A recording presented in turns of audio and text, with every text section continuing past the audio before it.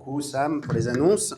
Merci à tous ceux qui travaillent dur pour l'Église, des fois des travaux qui sont pas visibles, qui sont discrets, mais qui sont indispensables. Donc un grand merci à tous. Et comme l'a rappelé Sam, effectivement, on a toujours besoin d'ouvriers et d'ouvrières. Donc nous ne manquons pas de vous le rappeler régulièrement. On a besoin au niveau des enfants aussi, donc, de pouvoir s'occuper de tous nos pitchouns pour la garderie, pour l'ABE, l'ABA, les écoles du dimanche, comme on dit à l'ancienne. Voilà, donc en tout cas, merci au Seigneur de nous bénir ici dans cette église, de sa présence, et puis d'ouvriers et d'ouvrières. Amen. Bon, comment allez-vous depuis tout à l'heure? Ok, bon. J'ai compris, il ne faut pas que je sois trop long, ok. Alors, écoutez, on est, j'allais dire, de retour à la vie normale, en tout cas après une parenthèse de quelques dimanches, après le week-end de Pâques, la venue de Laurent, qui nous a fait grand bien. Et puis, nous avons commencé en début d'année, à partir de janvier, vous vous souvenez, on a commencé une série, on a commencé un voyage donc, dans l'Apocalypse, à être attentif aux différentes lettres que le Seigneur adresse à son église, donc différentes églises à différents endroits du globe. Et donc on a fait une petite pause pendant ces quelques dimanches, et puis on va revenir sur le sujet ce matin, parce que j'ai envie que nous puissions aller jusqu'au bout. Et pour ceux qui nous rejoignent ce matin, qui n'ont pas suivi le début de cette série, je vous rappelle, ou je vous informe que vous pouvez retrouver la série, comme les autres prédications qui sont données régulièrement ici à l'église, sur notre page YouTube. Et c'est facile pour trouver notre page YouTube, c'est Église du Colombier, voilà, et vous allez tomber dessus. Et de la même manière, pour notre site internet, c'est égliseducolombier.com. Et puis pour les réseaux sociaux, c'est pareil, Facebook et Instagram, c'est Église du Colombier, voilà. Et vous ne pouvez pas nous manquer. Dessus, vous retrouvez les différentes informations qui vous sont partagées le dimanche par Sam ou par Aurore. Et puis vous retrouvez aussi les prédications, comme je viens de le dire. Donc comme ça, vous pouvez être à jour quand vous n'avez pas suivi, quand vous avez été absent. Vous pouvez vous connecter dans la semaine. La prédication est mise normalement le dimanche soir. Et un grand merci là aussi à notre cher Ludo qui est là en face, qui fait le montage tout l'après-midi. Souvent, il prend du temps pour faire ça. Ça prend du temps, on n'imagine pas, à mettre les versets, etc., à couper toutes les blagues que le pasteur dit, etc. Donc il faut qu'il note quand est-ce qu'il a fait une blague qu'il ne faut pas. Enfin, donc en tout cas, on peut aussi l'encourager. Je vous propose de l'applaudir. Merci Ludo pour ton travail. Alors, on a commencé cette série il y a quelques temps, et l'idée est venue sur le fait de dire, voilà, 2026 qui débute, on se souhaite la bonne année, on se souhaite tout un tas de choses lorsqu'une nouvelle année débute, et finalement, l'idée c'était de s'arrêter, de se dire, mais finalement, si le Seigneur revenait en 2026, si c'était l'année où il avait décidé de venir poser à nouveau le pied sur la terre, comme le Seigneur qu'il est, comme le roi des rois qu'il est, et la question c'est, serions-nous prêts ? Est-ce que si 2026, le Seigneur avait choisi de revenir, nous serions prêts, nous, Église du Colombier? Et nous voyons dans la Bible que le Seigneur prend le temps de parler à son Église avant son retour. Et c'est pour ça que nous avons pris ces lettres adressées aux Églises de l'Apocalypse. J'attire votre attention sur ce que nous vivons en ce moment dans notre société, dans notre monde. Vous avez remarqué que chaque jour, chaque semaine, a son lot de surprises, et des grands gouvernants, gouverneurs de pays de grande puissance, pour un oui, pour un non, prennent des décisions qui influencent l'ensemble de la population mondiale. Et il suffirait qu'il y ait 2 fils qui se touchent dans le cerveau pour qu'on fasse agir la bombe nucléaire ou je ne sais quoi, et il en serait terminé pour chacun d'entre nous. J'attire votre attention, je ne suis pas alarmiste, je ne suis pas négatif, je crois que tout ça c'est des jeux d'hommes, des jeux de pouvoir, et que celui qui règne c'est Dieu, et finalement c'est lui qui revient à la fin. Mais tout ce que nous voyons nous annonce que le retour du Seigneur est proche, et qu'il suffit d'un rien pour que ça en soit fini pour nous, finalement. Nous, en tant que nation française, nous, en tant qu'Église, ou en tant qu'individualité. De la même manière, si le Seigneur revient, nous ne savons pas quand, mais nous ne savons pas quand il peut revenir aussi à titre individuel. Parce qu'aujourd'hui, même si on ne vit pas dans une région qui est dangereuse, n'est-ce pas, on peut très bien traverser la route et puis paf, le camion. Et c'est terminé. Ou pire encore, se faire gober telle une mouche pour un poisson. Tu m'as tendu la perche tout à l'heure, hein, pardon. On ne sait pas ce qui peut se passer, mais on peut terminer notre vie en quelques instants. Les gens se lèvent un matin, tout va bien, et puis d'un seul coup, ils s'écroulent, crise cardiaque, etc. Alors, je ne suis pas là pour vous faire peur, bien au contraire. Je crois que la meilleure chose que nous puissions vivre, c'est rejoindre notre Seigneur dans l'éternité. Rassurez-vous, je ne suis pas suicidaire, je n'ai pas envie de partir tout de suite. Il y a beaucoup de bonnes choses qui m'attendent, notamment le 16 mai, n'est-ce pas? Et donc, je n'ai pas du tout envie de partir maintenant, mais je sais, dans le fond, que je serai tellement mieux, malgré toutes les bonnes choses qui m'arrivent en ce moment, avec mon Seigneur. C'est la certitude que j'ai. Et mon Seigneur est bon, il est vivant, il règne, et il revient bientôt. Alors la question, c'est est-ce que je suis prêt à son retour? Est-ce que je suis prêt justement à l'accepter pour que je puisse régner aussi avec lui? Est-ce que c'est quelque chose qui me fait peur ou est-ce que c'est quelque chose qui m'angoisse profondément? Et si c'est le cas, peut-être il y a un chemin à faire. Tout à l'heure, Mary interpellait les uns les autres qui sont peut-être là pour la première fois, qui ne connaissent pas le Seigneur, à dire Seigneur, je veux te connaître, révèle-toi à moi. Et peut-être que si la frayeur guette vos cœurs à la retour éventuel du retour du Seigneur, peut-être qu'il est temps de rencontrer le Seigneur, de faire la paix avec lui, de l'accepter dans vos vies. Et peut-être que si vous avez saisi cette information, vous pouvez rentrer chez vous, aller crier, pleurer au Seigneur qui se révèle à vous, et ça sera la plus grande et la plus merveilleuse chose que vous pouvez faire aujourd'hui et jusqu'à la fin de votre vie, rencontrer Dieu. Et si pour vous, vous connaissez le Seigneur, mais peut-être vous dites, mais finalement, j'aime le Seigneur, je vais même à l'église régulièrement, je fais tout un tas de choses dans l'église, je sers même à l'église, mais la perspective du retour du Seigneur crée en moi une frayeur quand même parce que je ne sais pas vraiment si je suis prêt. Et on peut réfléchir à qu'est-ce que ça veut dire être prêt, parce que des fois on a aussi des faux raisonnements. Nous devons nous rappeler que le Dieu que nous servons est un Dieu de grâce et que le salut que nous le recevons par grâce, pas à cause de nos actions, pas à cause de nos mérites, mais uniquement par grâce, une faveur imméritée. Peut-être que des fois, dans les frayeurs que nous avons dans nos cœurs, c'est juste des mauvais raisonnements que nous avons, des fausses informations. Et nous devons redécouvrir peut-être, le cas échéant, aussi la grâce de Dieu. Alors ce matin, on continue notre voyage parmi les villes, les églises de l'Apocalypse. Et si vous avez suivi ce matin, trop tard, je voulais faire un effet un peu... Vous savez que normalement, on aurait dû parler d'une autre église et d'une autre ville. Eh oui, oui, je sens que vous êtes déçus. Écoutez, rentrez chez vous, puis c'est tout, quoi. J'ai décidé de parler de l'église de Laodicée en premier. Pourquoi? Parce qu'il me semble que celle qui précède, l'église de Philadelphie, a quelque chose de plus que toutes les autres, et j'aimerais qu'on en parle en dernier. Et l'église de Laodicée, elle a des choses de plus aussi que les autres. Je vous ai dit, quand on a commencé cette série-là, que souvent, lorsqu'on prend les lettres écrites aux différentes églises de l'Apocalypse, certains commentateurs de certaines époques, c'est plus le cas aujourd'hui, je crois en majorité, disaient que chaque église représentait une période de l'histoire de l'église. Et du coup, disant que la première église citée était l'église primitive et que Laodicée, la dernière église citée, serait l'église finitive. Certains voient les choses comme ça, je pense qu'il ne faut pas voir les choses comme ça. Je crois qu'il y a un message adressé à l'église aux différents endroits du monde, à toutes les époques. Mais il est vrai que vous allez voir, nous allons nous attacher à l'enseignement qui est donné, au message qui est transmis à l'église de Laodicée. Et vous allez voir, peut-être comme à chaque fois, qu'on peut en prendre un petit peu quand même pour nous. Qu'il y a peut-être des choses que nous devons garder et auxquelles nous devons être attentifs. Alors nous allons utiliser la même méthodologie que la dernière fois, que les fois précédentes.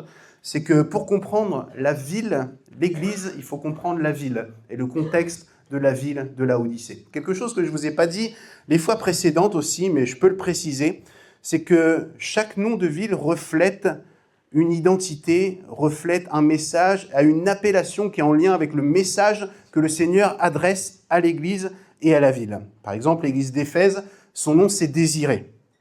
Smyrne, c'est le myrrhe. Pergame, pour le mariage. Thyatire, sacrifié. Et Philadelphie, je vous le dirai la semaine prochaine. Mais Laodicée, c'est tout à fait révélateur.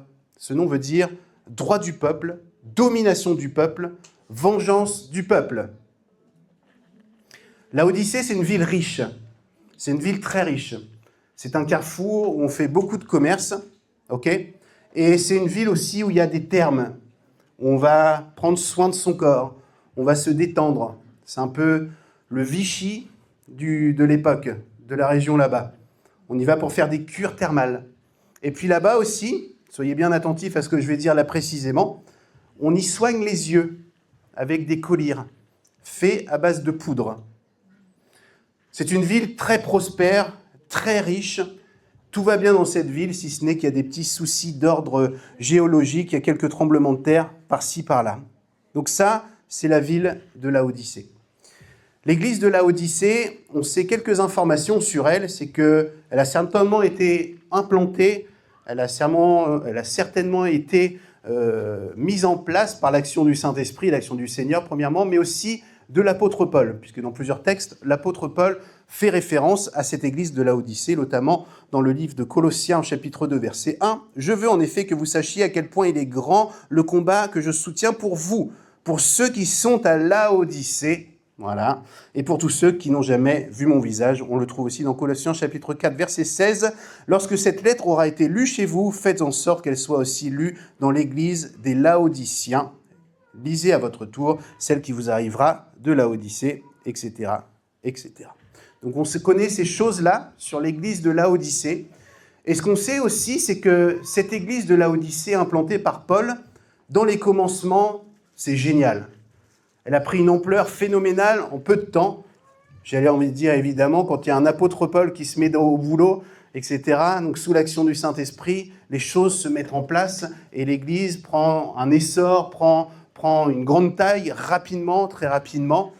Et puis finalement, au moment où Jean est en train de transmettre le message de la part du Seigneur à cette église-là, eh ben, c'est plus vraiment pareil. Il y a une espèce de tiédeur qui s'est installée.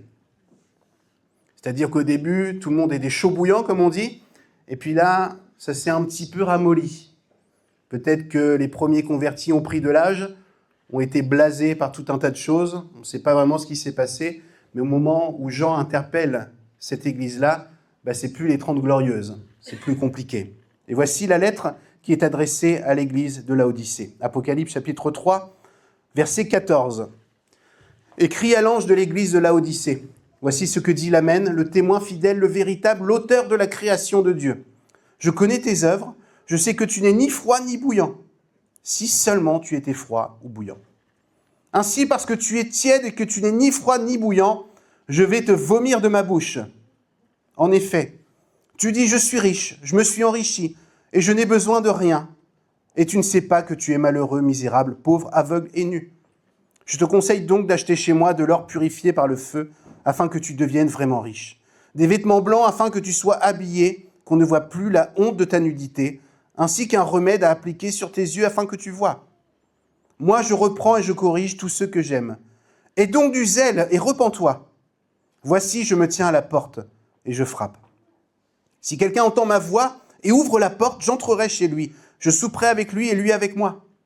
Le vainqueur, je le ferai asseoir avec moi sur mon trône, tout comme moi aussi j'ai vaincu et me suis assis avec mon Père sur son trône. Que celui qui a des oreilles écoute ce que l'Esprit dit aux églises. Amen. » Alors, le Seigneur se présente à l'église de Laodicée avec cette lettre, et il se présente de cette manière-là en disant « Écrit à l'ange de l'église de Laodicée, voici ce que dit l'Amen, le témoin véritable et fidèle, l'auteur de la création de Dieu. » Vous avez compris, écrit à l'ange de Laodicée, de l'église de Laodicée. L'ange, c'est le responsable, c'est le pasteur ou les responsables de la communauté. J'ai fait toute une explication là-dessus, vous irez réécouter les enseignements. Et il dit, voici ce que dit l'Amen. Et après, c'est appuyé par le véritable, l'Amen. L'Amen, c'est celui qui est la vérité. C'est la vérité dans toute sa plénitude. Le véritable, c'est souligné en disant que d'une certaine manière, il n'y a aucune duplicité, il n'y a rien qui n'est pas vrai chez lui. Tout en lui est vrai. Vous avez écouté nos politiciens dernièrement ? Que Dieu les bénisse et nous protège. Je ne jette pas la pierre, je n'ai pas prétention de faire mieux qu'eux, c'est tellement difficile, il y a tellement d'enjeux, il y a tellement de pression, etc. Et c'est pour ça que nous avons besoin de prier pour eux, c'est ce que nous enseigne la parole de Dieu. Mais c'est vrai que lorsqu'on nous promet quelque chose souvent avant les élections, il y en a qui sont convaincants, en tout cas dans le regard, et presque qui nous feraient pleurer, vous voyez, mais on sait ce qu'il en est finalement. C'est que dans les beaux discours de campagne électorale, qu'est-ce qui est vrai vraiment ? On ne sait pas. Donc ça, c'est le cas pour nos politiciens, mais après, on peut déjà réfléchir à nous. Qu'est-ce qui est vrai en nous ? Et puis là, tu dis à ton voisin, tiens, il parle de toi, là. Qu'est-ce qui est vrai en nous? On a tous du mal avec ça, à être vrai dans nos émotions, dans tout un tas de choses. On a du mal à tout ça. Il faut toujours garder les apparences.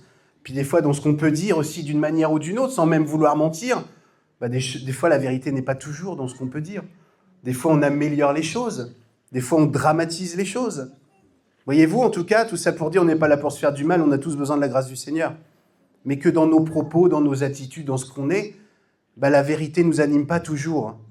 Et aucun de nous ne peut se présenter en disant « Je suis l'Amen, le véritable ». Mais le Dieu que nous servons se présente de cette manière-là. Dieu s'adresse à l'église de Laodicée en disant « Voici ce que dit l'Amen ». Et tu peux être sûr que tout ce que je vais te dire, c'est vrai. Qu'il n'y a pas de mensonge, il n'y a pas de duperie, il n'y a pas de promesse électorale que je te fais. Tout est vrai. Je suis non seulement l'Amen, la vérité absolue, mais le véritable, et c'est encore précisé, pour dire que c'est l'Amen, la vérité, si j'ose dire, de compétition.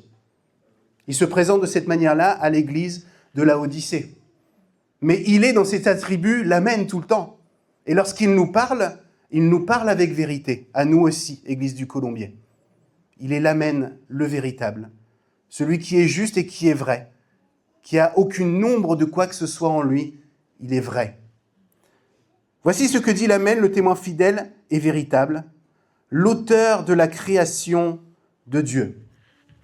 L'auteur de la création de Dieu.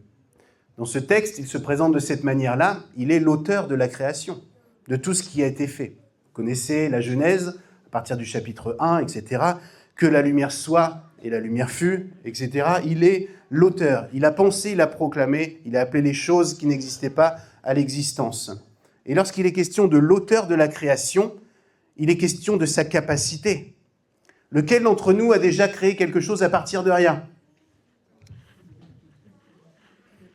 C'est bien ce qui me semblait.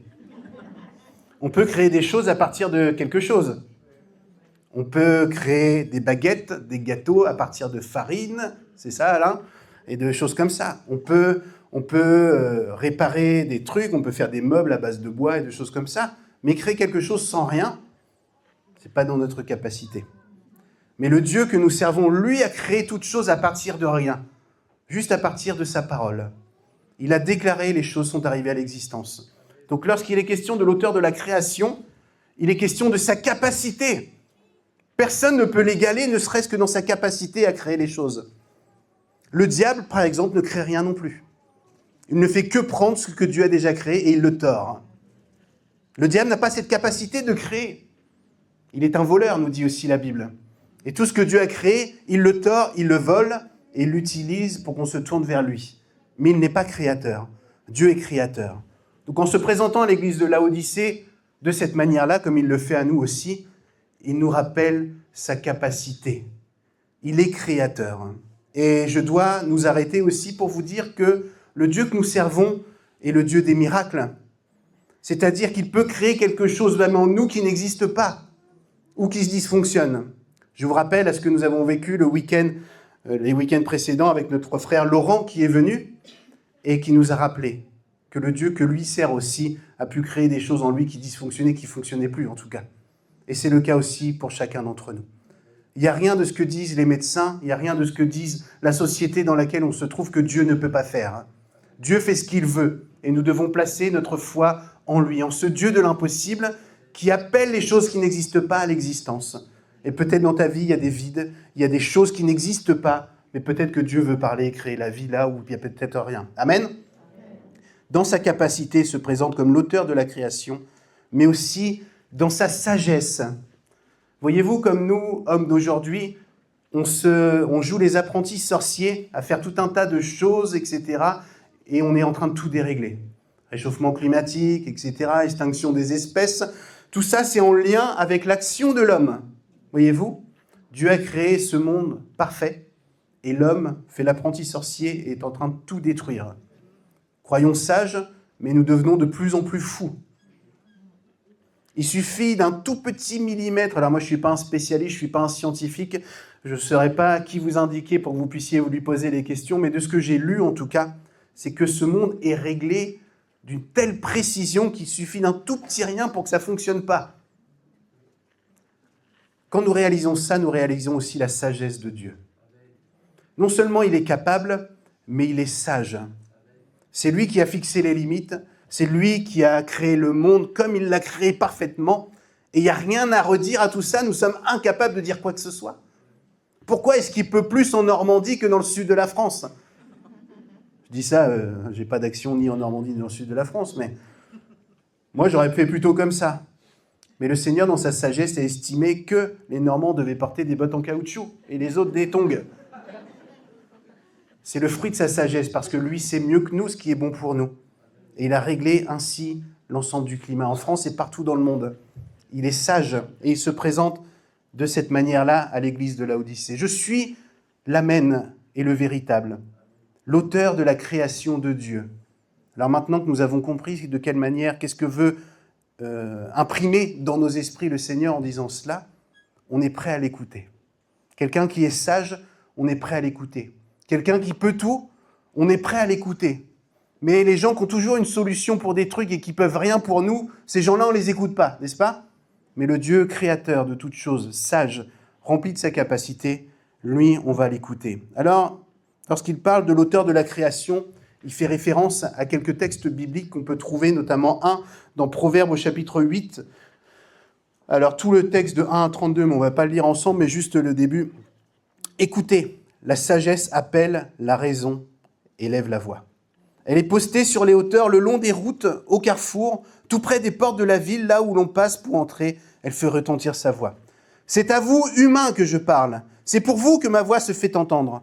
À vous, stupides. » Je vise personne, c'est le texte. À vous, stupides, apprenez donc à réfléchir, et à vous, insensés, devenez des gens raisonnables. Écoutez-moi, car j'ai des choses à dire. Des choses capitales, et ce sont des paroles justes qui franchiront mes lèvres.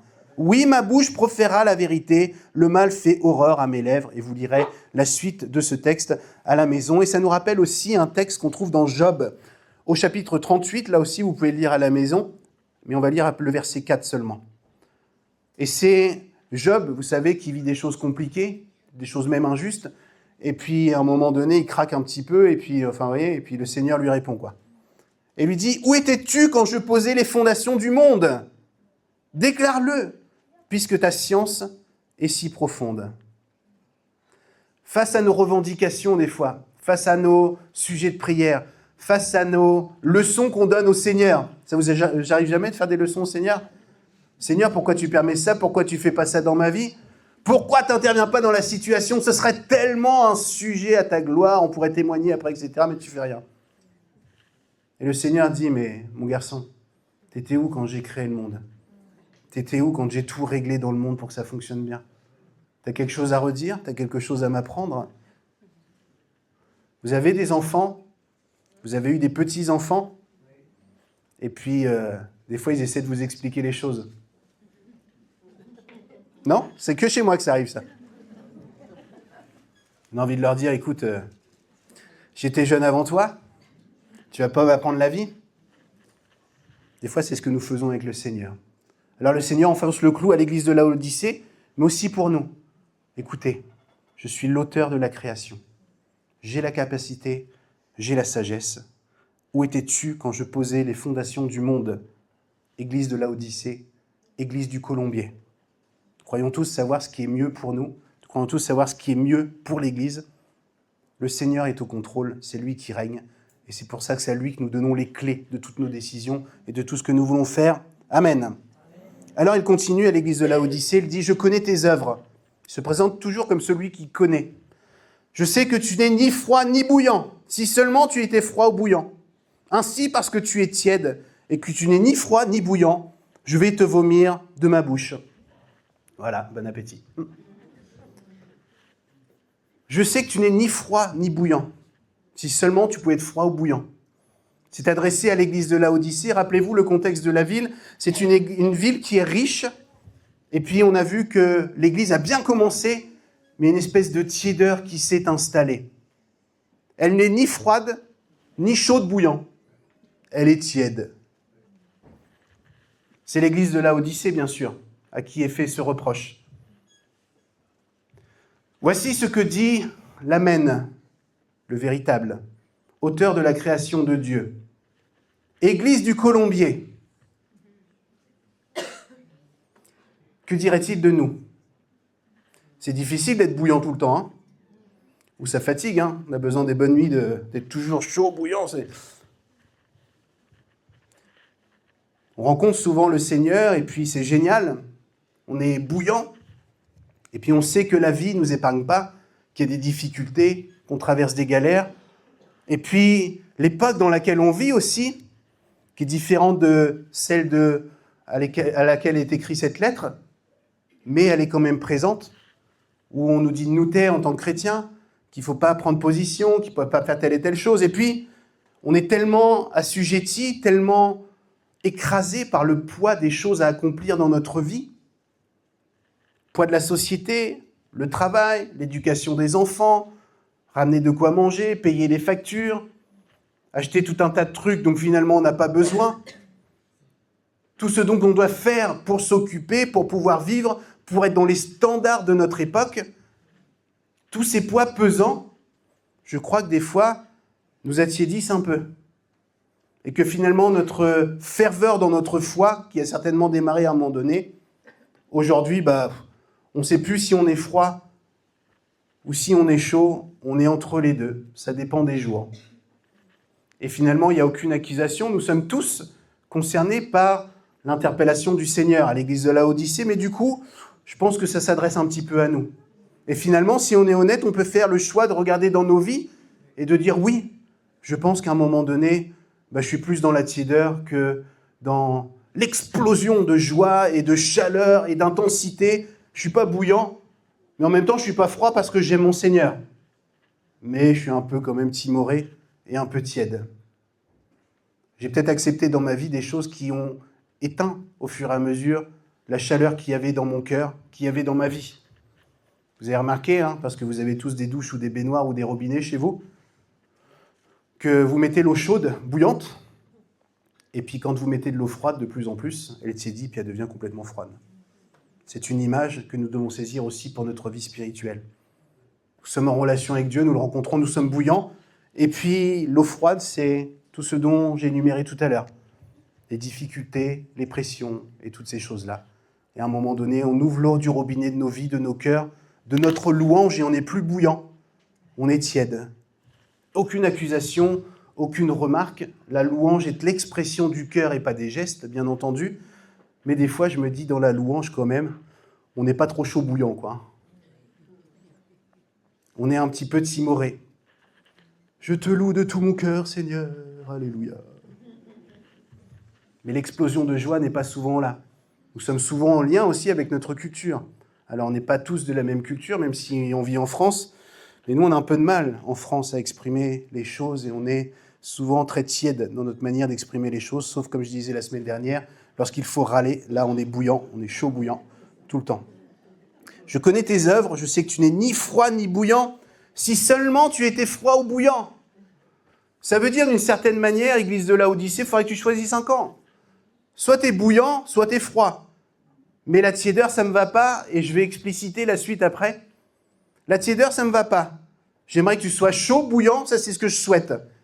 Mais finalement, si tu étais froid, toi, tu serais au moins où tu en es, si tu choisissais. Il y a tellement de gens, alors pas nous, nous sommes une église parfaite, mais qui font semblant, malgré eux, pour maintenir les apparences, qui viennent à l'église, mais n'y croient plus. Ils sont plus chauds, mais ils ne veulent pas être froids, sinon ça se verrait. Ils sont tièdes. De temps en temps, ils lèvent les mains, de temps en temps, ils disent un amen, de temps en temps, ils font un truc dans l'église, de temps en temps, ils font un truc pour le Seigneur, mais la vérité, c'est que la vie, la chaleur n'est plus là. Et ils sont tièdes. Et le Seigneur leur dit, alors il n'y en a pas dans l'église, mais si jamais, il vaudrait mieux que tu sois froid, parce qu'au moins tu saurais où t'en es. Mais que là, tu es entre les deux, et finalement, le Seigneur va plus loin. J'ose vous dire, pour vous le choquer, une expression que moi j'employais quand j'étais jeune, tu me fous la gerbe.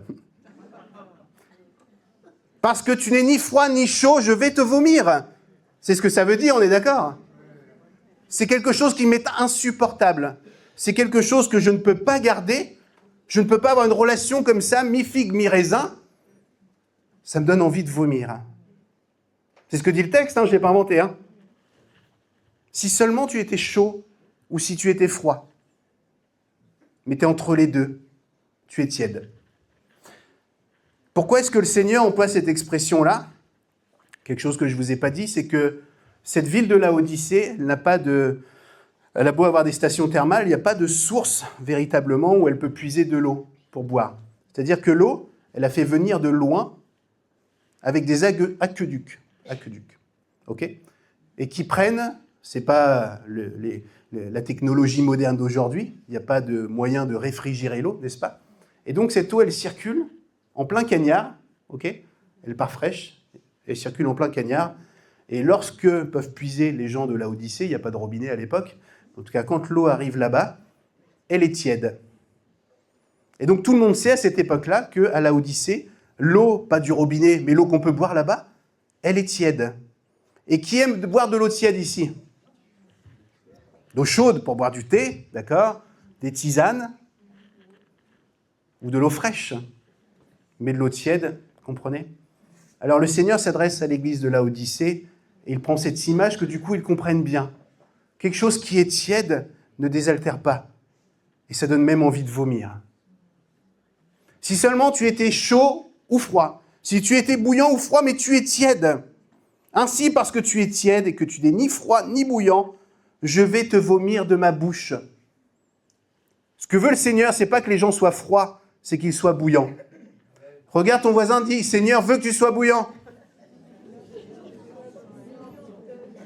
Et si le voisin dit, laisse-moi tranquille, recommence.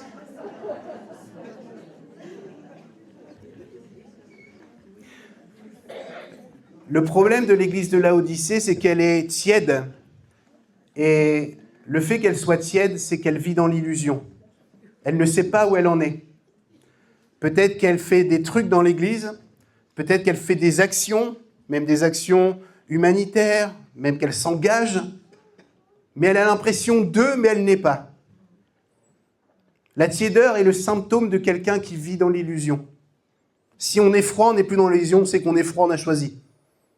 Si on est chaud, on est bouillant, on sait qu'on est bouillant.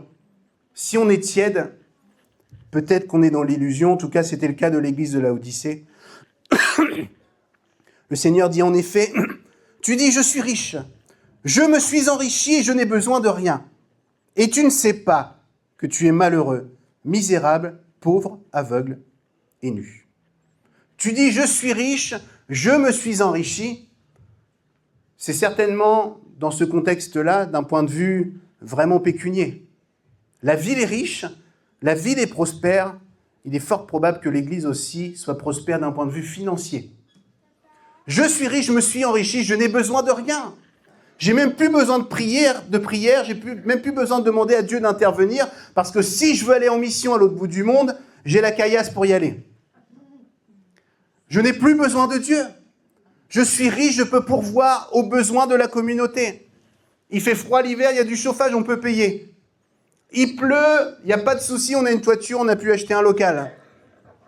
On a besoin de serviteurs, on a besoin de frères et de sœurs qui servent dans l'église. On a les pépettes pour pouvoir le faire. Nous sommes riches. Vous avez remarqué que dans nos pays qui sont riches, comme la France, eh oui, on est un pays riche, vous le saviez. On se plaint tout le temps, mais on est un des pays les plus riches au monde. Ok ? Et on se plaint tout le temps. Vous avez remarqué que souvent dans les pays riches, on a mis Dieu de côté, c'est le cas pour la France. À la Révolution, quand on a coupé la tête au roi, et puis que l'Église, à l'époque, sans juger quoi que ce soit, mais c'est la vérité, c'était bien gavé sur le dos des gens, les gens en réaction ont dit, bah maintenant, vous les curés, vous les machins, etc., quick. Et puis maintenant, on va vouer un culte à la déesse raison. Vous connaissez Robespierre? C'est sa philosophie de vie. Et finalement, à partir de ce moment-là, en France, on a dit, tout ce qui est religieux, on ne veut plus en entendre parler. Et on va devenir riche. Au niveau financier, et riche de nous-mêmes, parce qu'on est tellement meilleurs que les autres, nous, en France. On a tellement mieux compris que les autres au niveau économique, on donne la morale à tout le monde. N'est-ce pas? On est riche de nous, et on n'a plus besoin de Dieu. C'est évidemment une illusion. Mais j'ai remarqué ça, souvent dans les pays riches, on a mis Dieu de côté. Peut-être que des fois, dans nos églises qui ont des finances, sommes-nous une église qui a des finances, sommes-nous une église riche? Nous veillons pour toujours dépendre de Dieu, en tout cas. Mais peut-être que le besoin à Dieu se fait moins ressentir. Je me souviens, lorsque j'ai eu l'occasion, alors je n'idéalise pas l'Afrique, j'aime l'Europe, j'aime tous les pays et les régions du monde, je choisis de les aimer. Mais je me souviens quand je suis allé au Mali, ce qui m'a vraiment interpellé, c'est qu'il n'y avait rien. Enfin rien dans le sens, il n'y avait pas tout le confort qu'on a ici, quoi. Et c'était très, pour moi, déroutant, moi qui ai quitté l'Europe pour la première fois de ma vie, de voir des gens qui n'avaient rien, qui étaient déjà beaucoup plus heureux que nous, enfin en tout cas en apparence, mais qui, pour un oui, pour un non, dépendaient de Dieu. Je suis malade, Seigneur, interviens. Et finalement, l'attente est tellement grande que je crois que Dieu pouvait intervenir. Et finalement, nous, on a tellement tout que nos attentes sont moindres. Et que Dieu nous laisse, quelque part, profiter de nos privilèges, profiter de nos capacités.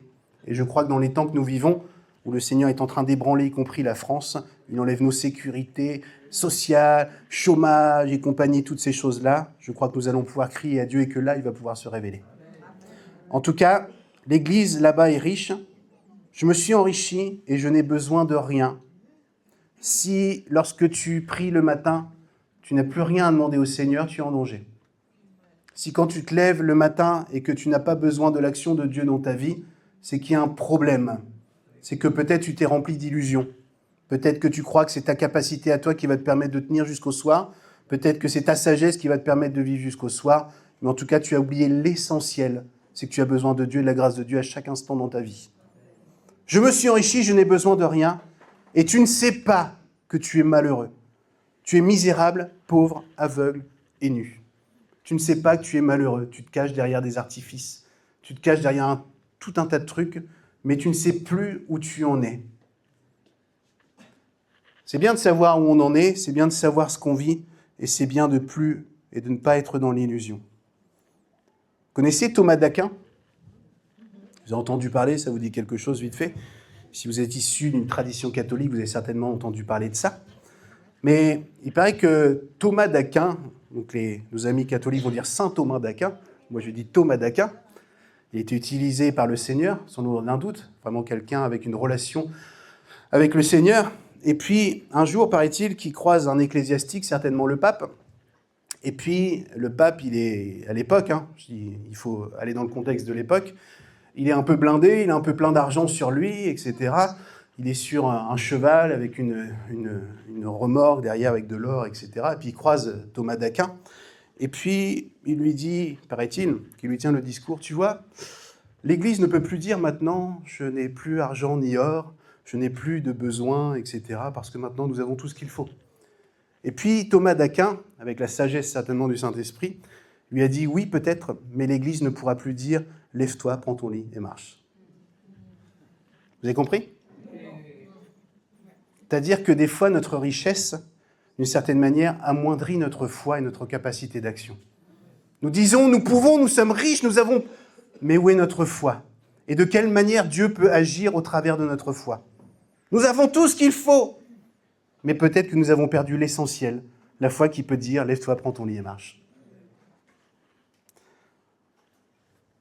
Verset 18, le Seigneur dit à l'église de Laodicée « Je te conseille donc d'acheter chez moi de l'or purifié par le feu, afin que tu deviennes vraiment riche. » Vraiment riche. Quelle est la valeur de notre richesse? Qu'est-ce qui nous rend vraiment riches? C'est une question philosophique, certainement, mais qu'on peut se poser. Qu'est-ce qui fait de moi que je suis riche? Quelle est la valeur véritable de la richesse que je crois avoir? Est-ce que c'est les finances? Des choses tellement plus importantes.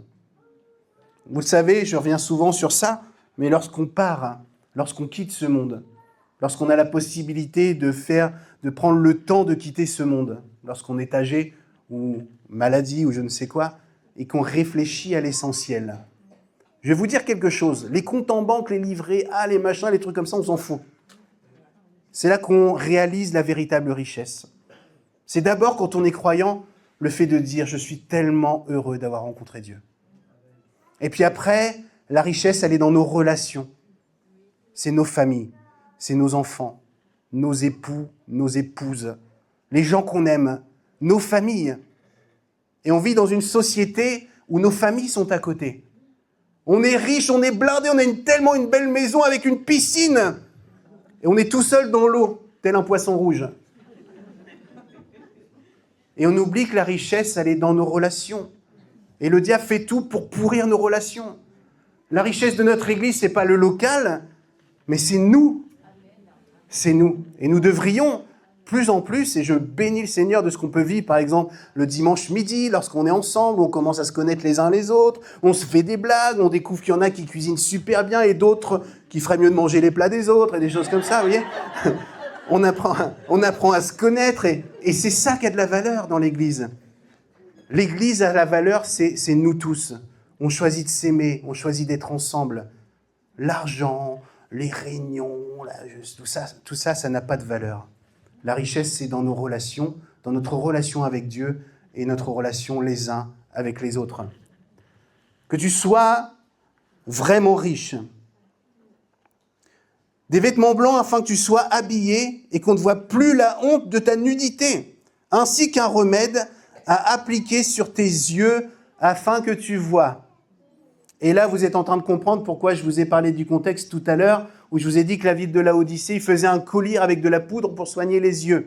Et là même, le Seigneur dit « Ah, église de Laodicée, vous êtes à Laodicée et puis vous avez la capacité de soigner vos yeux avec des collyres. Moi, je vous dis, je veux vraiment les soigner, vos yeux. Et je vais vous donner un collyre que vous allez appliquer et vous allez voir la différence. Ça va changer vraiment les choses. Moi, je reprends et je corrige tout ce que j'aime. Et donc du zèle et repens-toi. Voici, je me tiens à la porte et je frappe. Si quelqu'un entend ma voix et ouvre la porte, j'entrerai chez lui, je souperai avec lui et lui avec moi. Le vainqueur, je le ferai asseoir avec moi sur mon trône, tout comme moi aussi j'ai vaincu et me suis assis avec mon Père sur son trône. Que celui qui a des oreilles écoute ce que l'Esprit dit aux églises. Dans cette dernière partie de texte, le Seigneur rappelle la vraie valeur des choses. Tu crois que tu es riche, mais viens vers moi. Repens-toi et moi, je vais te rendre vraiment riche. Tu crois voir d'une certaine manière avec ton collier à 2 balles, moi, je vais te donner un vrai collier où tu verras vraiment les choses, où tu ne seras plus dans l'illusion, où tu ne seras plus dans un espèce de fantasme ou de délire, tu seras vraiment en phase avec les choses, tu sauras où tu en es, tu sauras aussi ce que je veux faire au travers de ta vie. Le Seigneur dit à l'église de Laodicée, d'une certaine manière, arrête de faire semblant et reviens vers moi. On essaie tous de, je crois, même dans notre église qui est parfaite, de garder les apparences. Et que même quand tout va mal, plutôt que de crier à Dieu, on essaie de montrer que tout va bien. Et des fois, on le fait vers les autres, mais on le fait même devant Dieu, où nous connaissons nos fragilités, nous connaissons nos incapacités, nous connaissons nos luttes et même nos péchés. Lequel d'entre nous n'a jamais essayé de dire au Seigneur, « Mais attends, je vais régler ça. Et après, je pourrai revenir dans ta présence. Je vais m'occuper de mon péché. Je vais m'occuper de mon problème. Je vais moi-même faire telle et telle chose. » Quand tu fais ça, tu es dans l'illusion. Et le Seigneur dirait de la même manière, « Mais reviens vers moi. Et moi, je vais te rendre vraiment riche.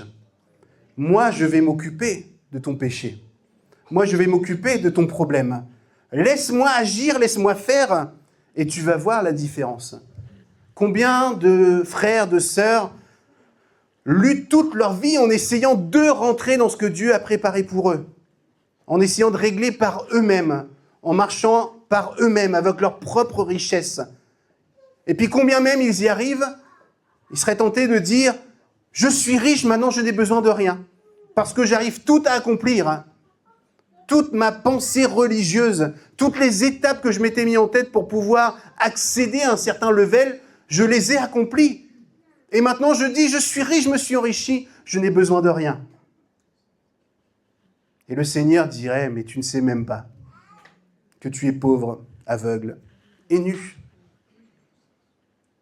Nous sommes tous à cette tendance de dire, nous allons régler nos problèmes par nous-mêmes. J'ai un problème, je vais agir. Alors que nous devrions être à genoux à crier au Seigneur d'intervenir dans nos vies. Je reviens à ce que je disais tout à l'heure, si quand tu te lèves le matin, tu as déjà toute une stratégie pour régler tes problèmes et que tu n'as plus rien à demander à Dieu, ben tu as un problème. Mais quand tu te lèves le matin et que tu dis au Seigneur, je suis misérable, pauvre, aveugle et nu.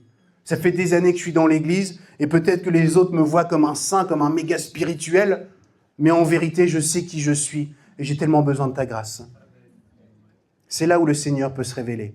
C'est là où le Seigneur te rend véritablement riche. C'est quand on a découvert qu'on ne peut rien, qu'on est capable de rien, bon à rien, mauvais à tout, qu'on commence à devenir riche en Dieu. Alors, j'aimerais pas vous encourager à dire vous êtes que des moins que rien et lamentez-vous, c'est pas ça. Réalisez que vous avez besoin de la grâce de Dieu, de la grandeur de Dieu dans vos vies, et c'est ce qui fera la différence. Notre Église sera différente au moment où chacun de nous se verra au travers des yeux de Jésus. Un regard aimant qui ne condamne pas, mais qui sait où on en est et qui nous tend la main. Nos enfants, des fois, essaient de... Moi, mon petit Nono, il me dit « Papa, on fait la hauteur, on fait la taille. » Il me dit « Des fois, on fait la taille. » Et lui, il est là. Et moi, je ne suis pas très grand. Il dit « Ouais, t'as vu, on fait la même taille. » Et moi, je sais qu'il ne fait pas la même taille que moi. Et des fois, on fait ça avec le Seigneur. Et lui, tel un papa, tel un père qu'il est, des fois, il peut dire oui, mais je veux te montrer quand même la vérité. C'est qu'on ne fait pas la même taille. Mais moi, je vais pouvoir te faire grandir. Je vais pouvoir agir dans ta vie. Reviens à moi et tu découvriras la véritable richesse. Voici, je me tiens à la porte et je frappe. Si quelqu'un entend ma voix et ouvre la porte, j'entrerai chez lui. Beaucoup de prédications ont été faites à base de ce verset-là. Voici, je me tiens à la porte et je frappe, parce qu'on comprend que cette église, normalement, devrait régner le Seigneur. Et je proclame que dans notre église, le Seigneur règne et qu'il n'est pas à la porte, il est au centre. Mais des fois, il est en dehors de la porte de nos cœurs. Et il frappe. Je fais plein de trucs pour toi, le Seigneur. Je fais plein de choses, etc. Et le Seigneur dit, oui, tu peux m'ouvrir la porte, s'il te plaît, qu'on les fasse ensemble. Quelqu'un a dit un jour, dans certaines églises charismatiques, qui s'attendent, qui croient au charisme, qui croient à tout ce que l'Esprit de Dieu peut accomplir et faire au travers des uns et des autres. Quelqu'un a dit, le Saint-Esprit pourrait se retirer de la surface de la terre. Il y a certaines églises qui continueraient leur culte comme si de rien n'était, qui donneraient toujours des paroles prophétiques, qui continueraient de parler en langue et de faire tout un tas de choses, et puis le Saint-Esprit ne serait même plus là. On peut se poser la question si des fois dans nos vies, c'est dur hein, ce que je dis, je suis d'accord, mais comme vous choisissez de m'aimer, vous n'allez pas me lancer des trucs. Mais on peut quand même s'interroger sur ça. Se dire, mais il y a tellement de choses que je fais pour le Seigneur, mais peut-être que le Seigneur est à la porte et qu'il me dit, ah génial, tu me fais des trucs pour moi, laisse-moi entrer alors, qu'on le fasse ensemble. Voici, je me tiens à la porte et je frappe. Celui qui entend ma voix et ouvre la porte, celui qui entend ma voix. C'est un défi aujourd'hui de pouvoir entendre la voix de Dieu. Hein. Un vrai défi. Hein. On discutait cette semaine de jeûne et prière. Une sœur nous disait, mais comment est-ce qu'on fait pour entendre la voix de Dieu? Et comment est-ce qu'on est sûr qu'on entend la voix de Dieu? Face à tous les gens qui, tous les 5 minutes, Dieu m'a dit, il y en a qui se disent, mais moi, Dieu, il ne me parle jamais. C'est dur d'entendre la voix de Dieu, celui qui entend ma voix. Moi, j'ai découvert quelque chose au travers de l'étude de la parole de Dieu et aussi dans ma propre vie. C'est que pour entendre la voix de Dieu, il faut que je fasse taire toutes les autres voix. Voix du monde. Oh, le monde, c'est mal. Et pourtant, on vit dans le monde, n'est-ce pas? Et puis on rentre chez nous, on allume la télé. Et puis on va en voiture, on écoute la radio. Et puis on arrive au travail, et puis il n'y a que des mondanités. Oh, t'as vu l'autre, comment elle s'habillait ce matin, la secrétaire du patron, du machin, etc. Ah, puis moi, etc. Moi, j'ai de la chance, je suis pasteur, j'entends jamais ces choses-là. Quand j'arrive au bureau, en tout cas. Voix de nos souffrances, de nos interrogations, de nos peines, de nos colères. Voix de tout ce qu'il y a dans nos têtes. Quand tu te lèves le matin, c'est quoi les premières voix qu'il y a dans ta tête? Oh, il faut que je fasse ci, il faut que je fasse ça, il faut que je mette le rôti dans le four, il faut que je... etc. Entendre la voix de Dieu, c'est arriver à faire taire toutes ces autres voix. Parce que la voix de Dieu, c'est un léger murmure. J'ai découvert ça, c'est quelque chose de doux. Et d'ailleurs, on a parlé d'Élie il y a quelque temps, vous vous souvenez?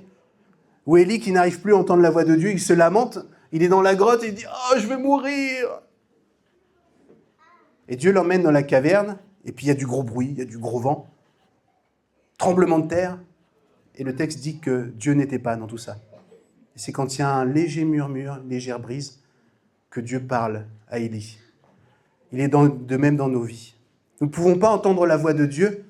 Celui qui entend ma voix, je frappe à la porte. Nous ne pouvons pas l'entendre parce que nous sommes pris dans tout un marasme, tout un bruit de ce monde, de nos pensées, de tout. Et Dieu parle certainement, il frappe à la porte, on n'arrive pas à l'entendre. Et même des fois à l'église. Parce que quand je suis à l'église où le Seigneur veut me parler, comme au quotidien, lorsque je ferme la porte de ma chambre, il veut me parler à chaque instant, il y a du bruit dans ma tête. Et je suis à l'église et la seule voix que j'entends dans ma tête, c'est « Ah, ça va Julien, il n'est pas trop long ce matin. Ah, pourquoi il s'habillait comme ça, petite basket blanche hein. Moi, j'aurais mis autre chose. En plus, il a mis des chaussettes noires. Non, mais n'importe quoi. Faute de goût. Bon, ça va ? Bon, ça va. Ou, ah, les chaises ont encore bougé. Ça, c'est pour moi, ça. Puis, non, j'aime pas ce chant. Ah, non. Ah, puis la manière de jouer, non, j'aime pas du tout. Puis Patrick, le pianiste, il était mal coiffé ce matin. Il avait une mèche. Et Dieu frappe à la porte. Dieu frappe à la porte. Celui qui entend ma voix. Celui qui arrive à entendre ma voix. Celui qui arrive à faire fi de tout ce qui est autour de lui. Et qui se concentre sur moi. Sur le petit bruit que je fais quand je tape à la porte. Celui-là, ça fera une différence pour lui.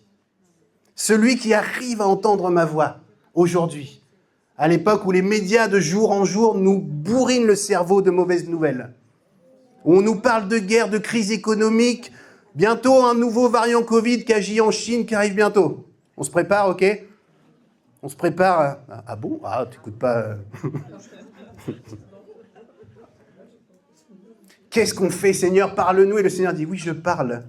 Ferme la bouche de toutes les autres voix.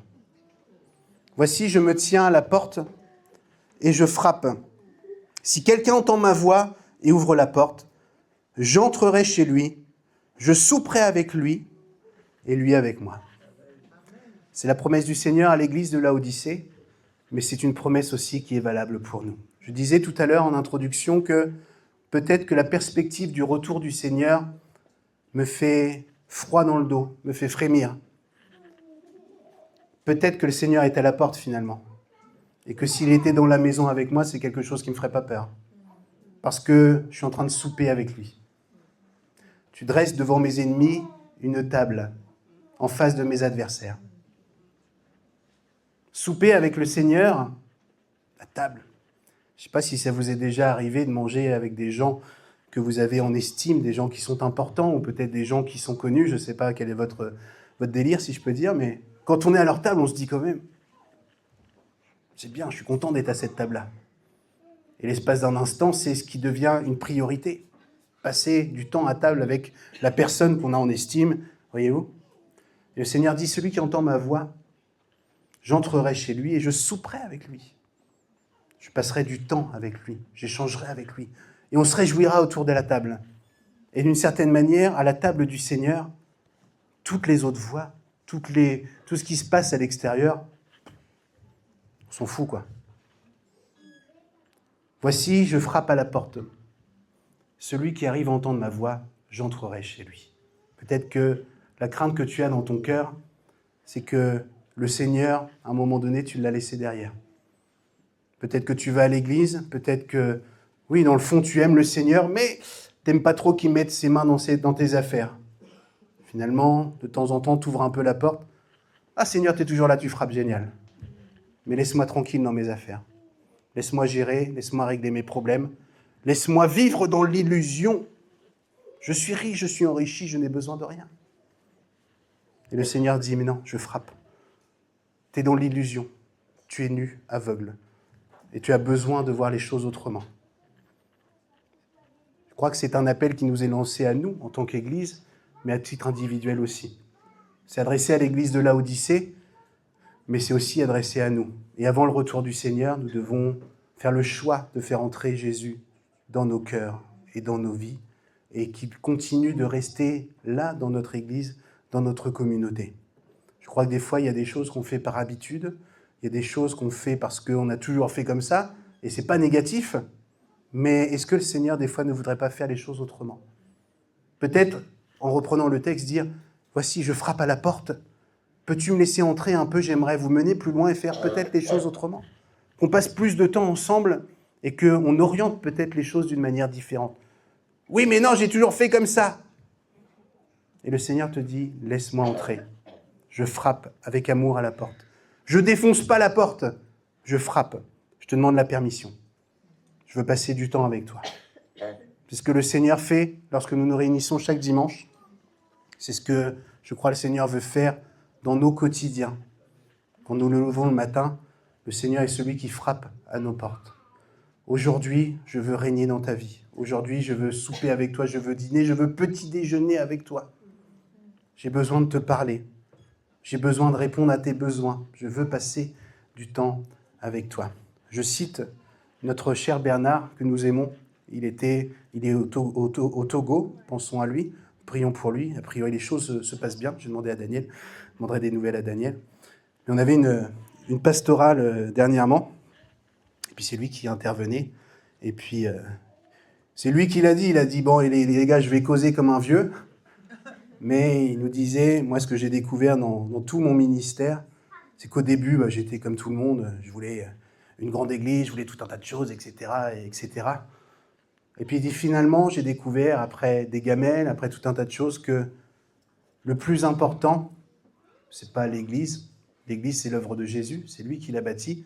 Il nous utilise, mais... Il disait, ce que j'ai réalisé, c'est que le Seigneur, finalement, était celui qui voulait passer du temps avec moi. Et que le plus important, c'était que moi, je passe du temps avec lui. Et il nous citait une anecdote qu'il avait entendue par rapport à un autre frère, qui lui disait que ce frère-là, il aimait pêcher. Pêcher au sens péché. Y a-t-il des pêcheurs dans la salle ce matin ? Et ce gars-là disait qu'il avait découvert que dans ces moments de difficulté où lui préférait pêcher, mais que le Seigneur, c'est lui qui venait pêcher avec lui. Et Bernard se rappelait ça aussi, et puis il nous rappelait à ça aussi, c'est que finalement, des fois on est tellement spirituel, qu'on pense que Dieu va venir avec nous, que quand on est à l'église, quand on le sert dans l'église, et que dans des choses qui des fois nous tiennent à cœur, eh ben, le Seigneur n'y serait pas. Bernard nous rappelait que finalement, oui, et je crois qu'il a raison. Et moi, je pêche pas, mais je fais du vélo, par exemple. Et je suis persuadé que le Seigneur vient pédaler avec moi sur le vélo.